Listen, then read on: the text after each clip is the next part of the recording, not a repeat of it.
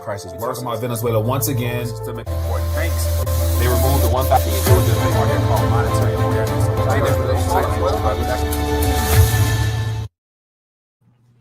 RTD News, midday, check in. Excited to be back for another Tuesday edition. And share with you some developing stories that needs to be talked about, in my opinion, just because outside of the Western propaganda media shining lights on stories they want us to talk about in the financial realm or in the monetary realm, there's a lot of things happening out east, and it happens to be surrounding the strongest fiat currency to date. And in my opinion, how in comparison to what Russia or Putin was trying to do, it looks like the Russian ruble might be as good as gold. And I'll share my thoughts on how that story has come to be. Anyway, hope everyone's doing well. Welcome to the live stream. My name is Mike, the host. Looking forward to connecting. Let me give it a second, make sure more people are able to plug in.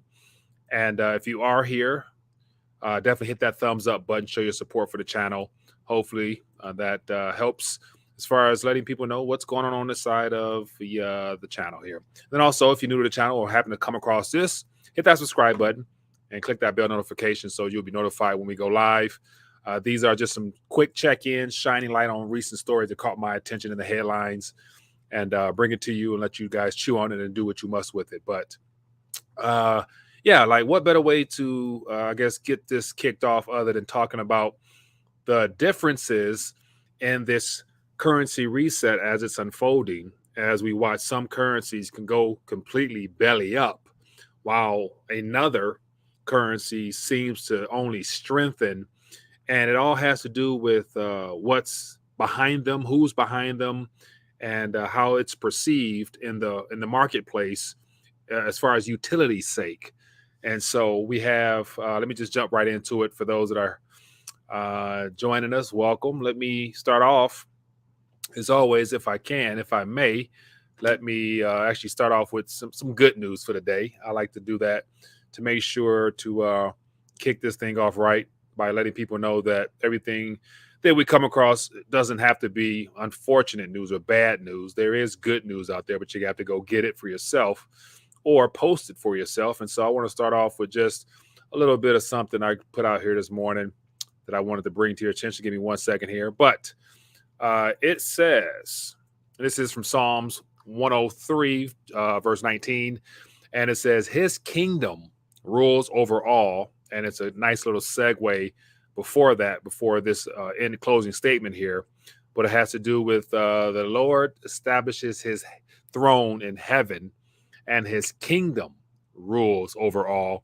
And this has a lot to do with the governance crisis that humanity's facing, as we're hearing more and more articles talking about democracy is in danger and our democracy this. And it's the same people who are part of destroying that particular model of governance because it never was designed to work anyway. It was just mankind's best attempt at trying to offer stability as well as just, I guess, hope in this current day and age. But put my thoughts down with this.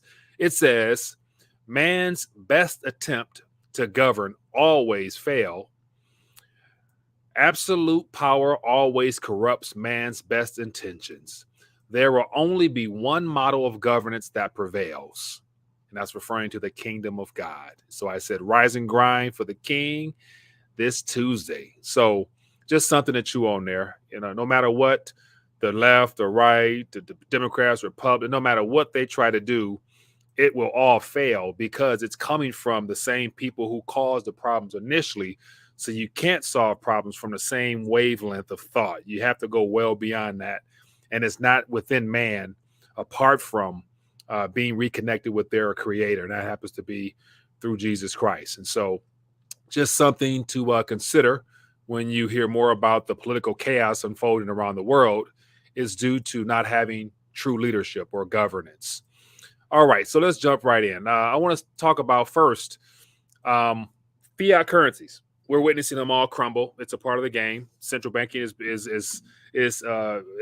fulfilling its agenda, which was to drain energy, real productivity out of the economies and concentrate it into the hands of a small few, and utilize capitalism as a way of transferring the things in and out. That's on top of crime and all types of other stuff. But the Japanese yen, amongst the euro, which I talked about yesterday, they're all areas that are experiencing extreme difficulty due to too much indebtedness. So something has to give. And before this end of this year, the probability of something being something giving as far as going completely belly up will happen. It'll be hard for them to continue tightening and things to remain relatively calm. And we're witnessing an implosion right now. But just this headline here, because this is a good segue for the alternative currency that I'm going to refer to, and happens to be the Russian ruble, which is going the complete opposite of this direction. And it's even strengthened versus the ultimate form of a currency, which is even gold. So it says the yen sinks to a fresh 24-year low versus the US dollar. And once again, every fiat currency is currently measured in, or the value that it's placed against happens to be against the USD, because this is the head honcho out of all the fiat currencies that are currently sinking. And so this is very concerning because it's people in Japan, they're heavy savers. It's a heavy population of savers. But because of their continuous push to stabilize the currency by any means necessary, by the Bank of Japan coming in and buying every single thing they can, it's not much they can do. It's like, recycling or funneling fake currency through the system over and over and over again and exponentially doing it. It only gets worse. So that's going to be a disaster as it unfolds real soon. Like, it's going to come to an end this decade for sure. It's been going 30 years or so, they'll be able to pull this off, but they're not going to pull this off anymore. And on the flip side of this, when we're talking about currency, here's a headline here. Russia's ruble is the strongest currency in the world this year. And so Russia and everything happening in our region has been the focal point for the world. And of course, they always attach Russia, Ukraine, and then of course the Putin price hike and all that stuff like that.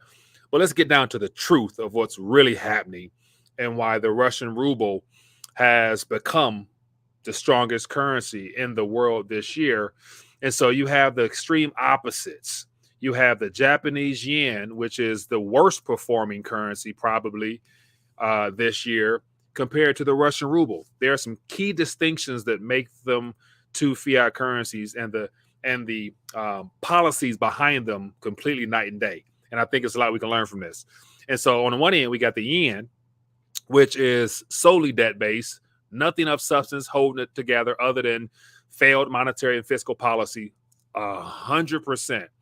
They're using the same currency to buy debt, which is denominated in that same currency. And it's an ever-perpetuating cycle of foolishness. And it has no linkage of anything real to it. But on the other end, you got the Russian ruble, which within the last 3 or 4 months, especially, because the world has cut them off from the financial structures, they've been forced to back their ruble with real world items, i.e. energy being the leading one, and everything else that comes out of Russia, fertilizer, wheat, every commodity comes from that country, you have to use their currency to interact with it. But then what makes it even different, or even that much greater of a story overall in this shift away from the Federal Reserve petrodollar system, is that they brought in parity with gold. And so the moment, and I think it was April 1st when I was talking about this, when Putin, Russia, decided to mention the word gold. And then they said that they were going to basically de facto back their Russian ruble with gold, allowing people to purchase gold for rubles at a set price at 5,000 rubles within a certain time frame. And so I'm getting to my main points here. But from March 23rd to June 30th, the Russian ruble it had a standard. Gold 5,000 per gram for the Russian ruble. So that's the first time there's been a gold-backed parity between a fiat and actual real money, i.e. gold, since 1999. So it's been 23 years since a nation has held a peg between paper nothings and real gold. And so that itself has also helped to strengthen and stabilize the economy, giving, headlines such as this little bit more credibility when it says Russia's ruble is the strongest currency in the world. And it's because the Russian ruble is in demand. It is being used. Nations that want what Russia has, they're running to get the ruble. They're selling their currency. They're selling dollars. And guess what they're buying? They're buying rubles and they're getting gold. And we're not even really told about the gold activity, but yet I got an article right here. So real quick, I'm going to run through this, share my 2 cents. But yeah, this is the next level of the de-dollarization process because we got approximately a week and a half before the window, that gold pegging window in Russia may come to an end, may get extended, or we may have some other additional rollout of more details as to why gold is extremely important for reestablishing and rearranging the monetary order. And so let's jump right in real quick. So this article here came out today. Interesting. You won't hear about it really amongst all the other chaotic stories out there just because the whole goes to scare the hell out of people talking about price inflation, whatever. But the anchor to the monetary system is being brought back into play, and this is very important in my opinion. Anyway, real quick here, it just says 3 months after the ruble's value fell to less than a U.S. penny, amid the toughest economic sanctions imposed on a country in modern history, Russia's currency has mounted a stunning turnaround. Ruble has jumped 40% against the dollar since January. So that is a hell of a comeback story thus far. And it's my suspicion that we ain't seen nothing yet. I got some projections I'm going to give to you towards the end of this, so stick around. Give you a little bit more here. It just shows you the visual aid here. But as we can see here, it was when everything pretty much jumped off, where the sanctions kicked off and the world all jumped on board. And since then, there's been a change of approach to how the world will treat the ruble in Russia. And a lot of nations have already backed away from the sanctions, and they've gone full steam ahead supporting Russia by acquiring rubles. It says, so here's their little fake story here. Why the ruble recover? So this is mainstream propaganda here. But it just says here, here's more insight as to why it's in demand. And then I tell you why and how this is. But it says, in the first 4 months of the year, Russia's account surplus, the difference between exports and imports, rose to a record 96 billion. So the amount of things that they have pushed out for sale has surpassed the things that they've been allowed to take in. So they are producing more, giving more to the world in their own currency. And then on top of that, it's allowing them to have a record surplus. Ain't too many countries around the world running surpluses right now because most nations operate with debt IOUs with nothing behind them. So it's hard to really, save something or grow something when you ain't got nothing there in the first place. But this is just, so they're not telling you how this surplus really came about. But then again, closing the floodgates. So they talk about how now this is how it's going to come to an end. And they're saying Russia's still feeling the pain. I'm sure there's some adjustments going on in Russia, but I don't think it's as painful as it is in Japan or in the Euro region right now, especially when the Euro goes cold this winter from not meeting Putin's demand on paying him for gas in rubles. But once again, this is just mainstream media propaganda. But you get the gist of the world. You get the gist of it from what I'm saying here. The ruble has strength because it has something that the world needs. And so if you need what Russia has, which is energy and everything else, you're going to go ahead and get those rubles.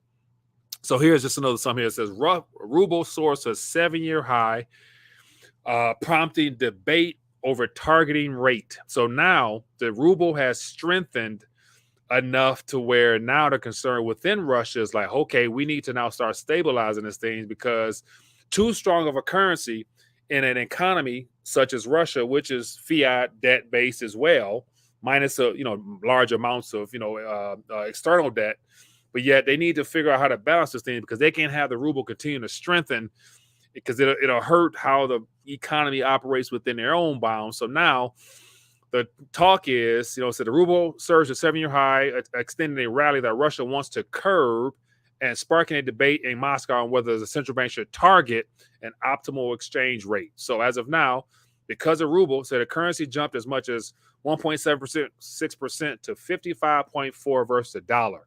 So 55.44 versus the dollar. So let's look at this real quick so you guys can see the talk that I'm going to get back to this.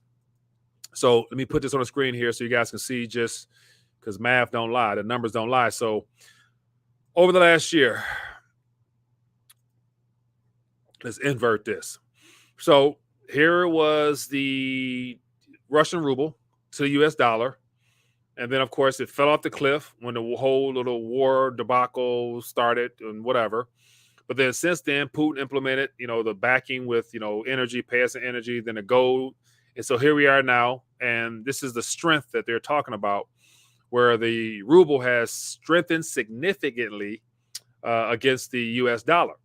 But then the true indicator, and where I'm going with all this, is that you're comparing a fiat versus a fiat, a ruble versus a dollar. At the end, for the average Joe, there's no longevity in debt instruments. So it's still debt because it's not officially backed by anything.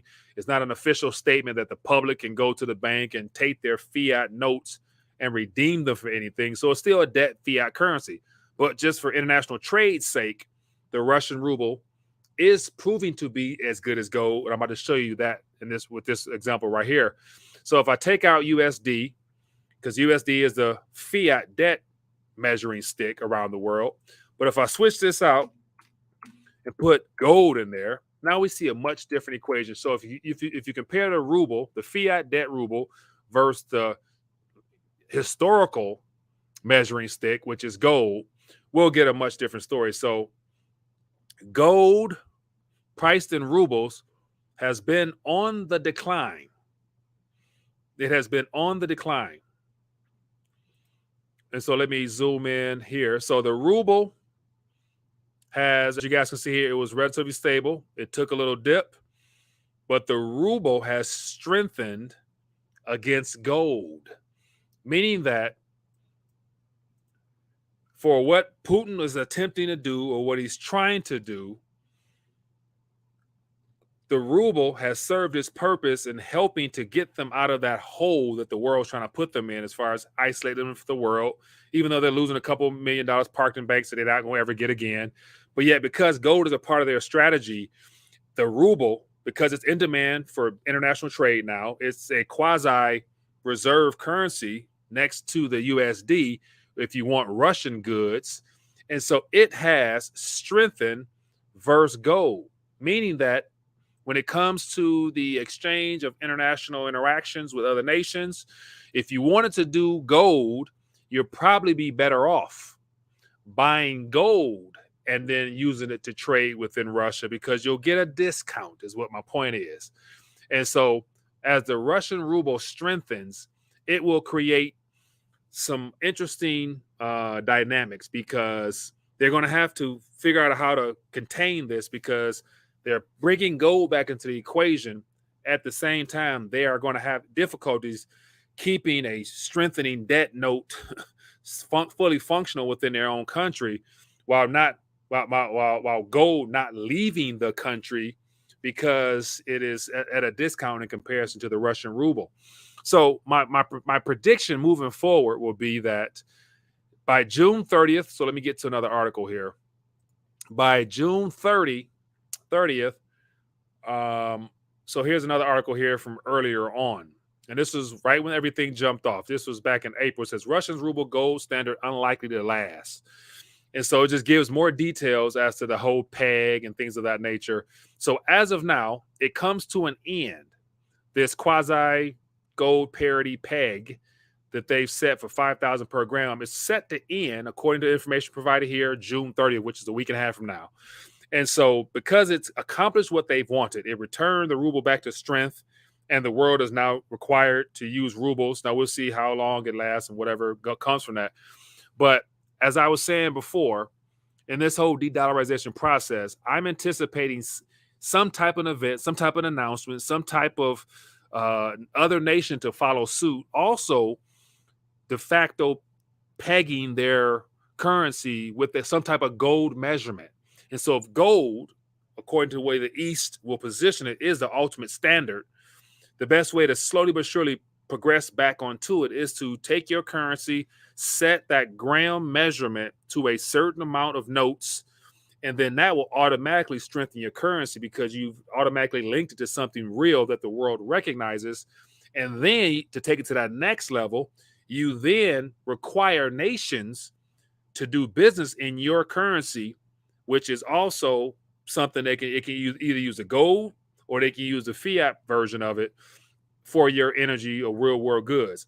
And what better region or nations to begin implementing this at some time in the future is the BRICS Union. So you got Brazil, Russia, India, China, South Africa, all naturally rich. The world needs things coming from those regions in some capacity. So Russia's the first one.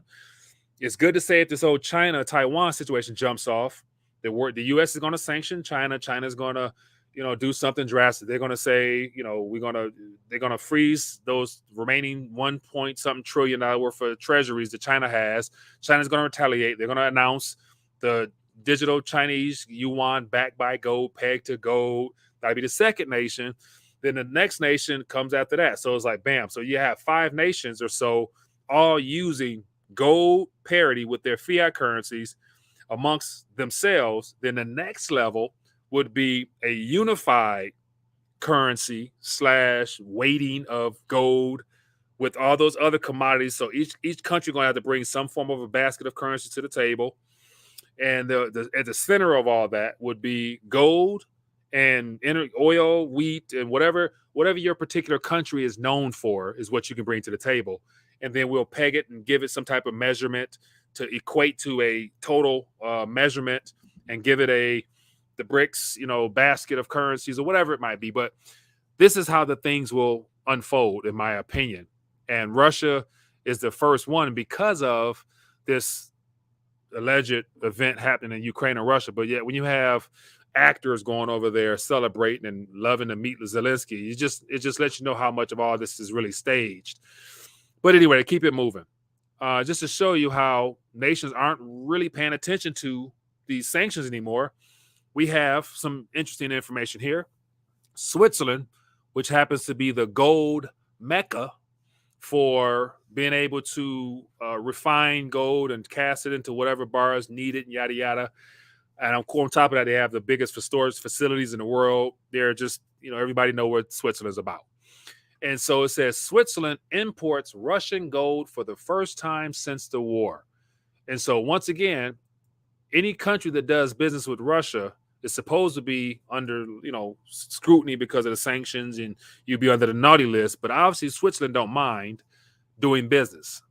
And it's the first time since the war. So they've been quiet for the last couple months, but in May, it looks like they brought in a couple tons. It says more than 3 tons of gold was shipped to Switzerland from Russia in May, according to the data from the Swiss or whatever. So that's the first shipment since February. The shipment represents about 2% of gold imports into the key refining hub last month. So Russia's gold only accounts for 2% being sent to Switzerland. Now, whether this is a payment or whether this is just you hold it in a depository on our behalf, and then we'll use you as a banking system to then you can lend it out, or we'll put it in the account of one of our partners. I don't know how all that works, but when Switzerland is bringing in Russian gold, that's an automatic no-no. And so I don't think there'll be any U.S. slap on the wrist, perhaps, with that. But time will tell. So that could be a Russian payment being made of some kind. We'll see. But that's just letting you know that gold is still a part of the game plan somehow, some way. And then just to show you how the EU is, becoming a joke, this is just another European Union sanctions may target Russian gold.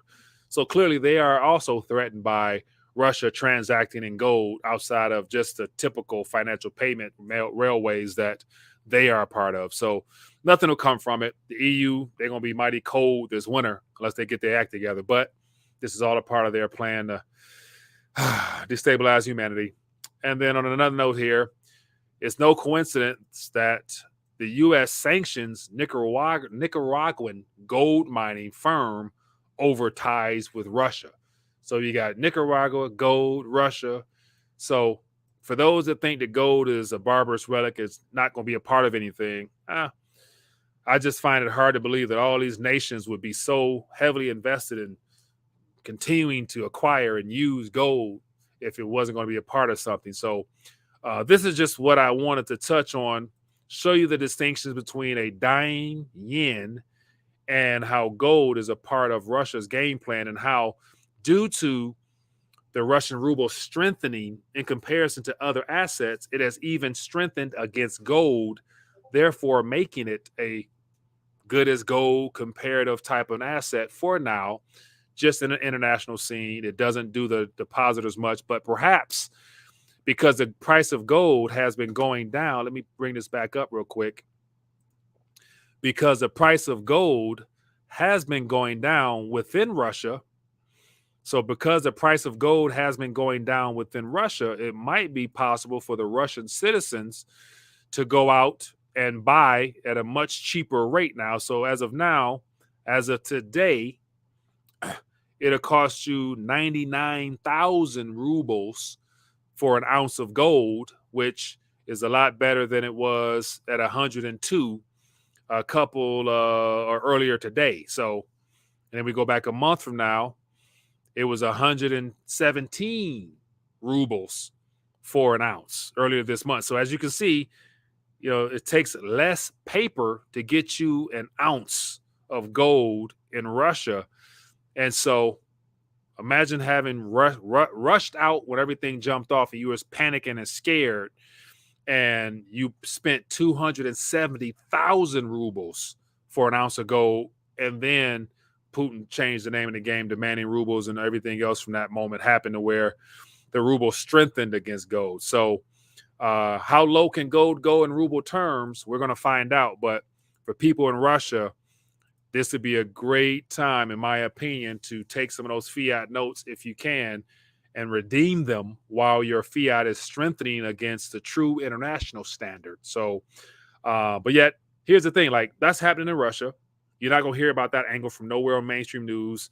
That's a good thing for the citizens because you can go get gold cheaper in Russia. And, if it continues to strengthen, here's my last little bit of thoughts about this whole situation. We're witnessing the ruble in gold terms go down.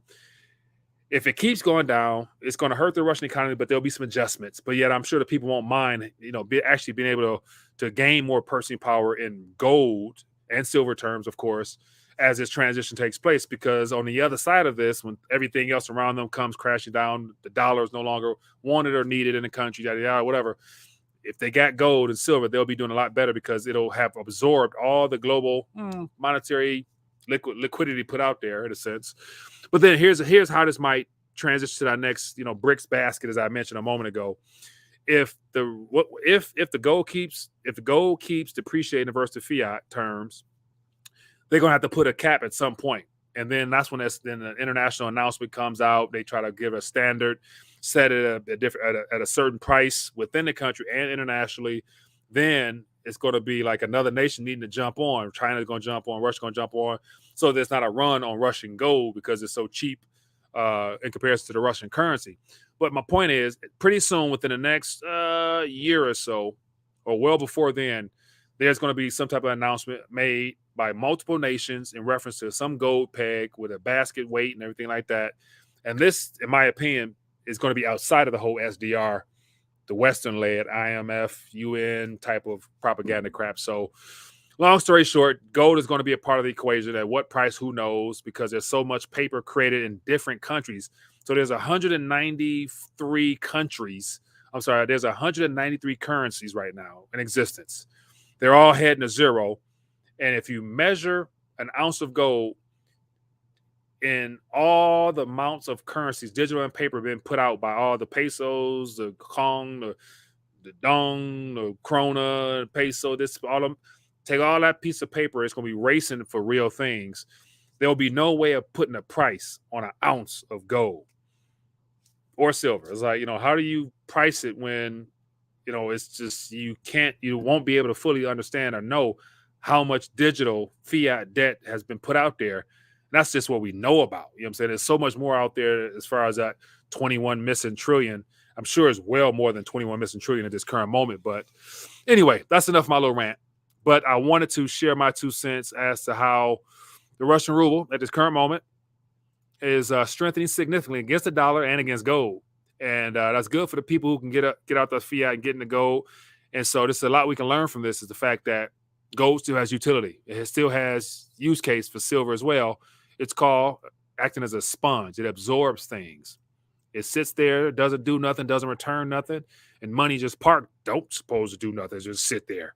And to me, that's good enough rather than losing it in the form of you having your purchasing power, stolen from you. So anyway, people, back at it tonight, 9:30. I do have an interesting angle to put out there tonight about the last remaining predictions by the former administration and how everything has come true except one.